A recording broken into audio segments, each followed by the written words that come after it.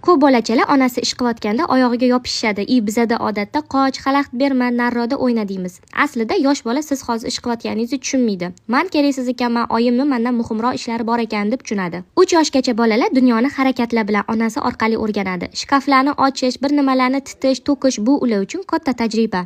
Siz bo'lsa shu qiziqishlarni sindirib qo'yib telefon berib qo'yasiz. Keyin o'zingiz nega bolam biror nimaga qiziqmaydi deb hayron bo'lasiz. Hozirgi bolachalar telefonsiz yasholmaydi, chunki oddiy hayot ular uchun o'zi zerikarli tuyuladi.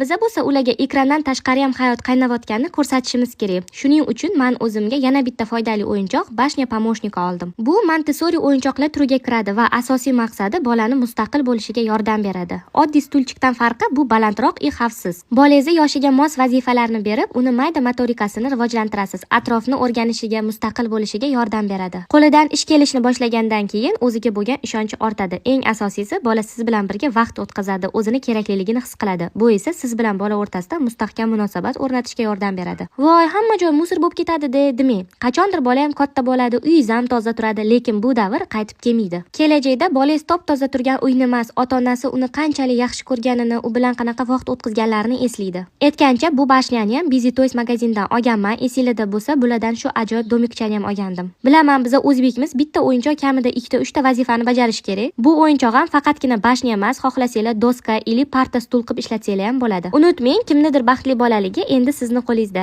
Yana ham foydali kontent uchun menga podpisatsiya qilib qo'ying. Пока.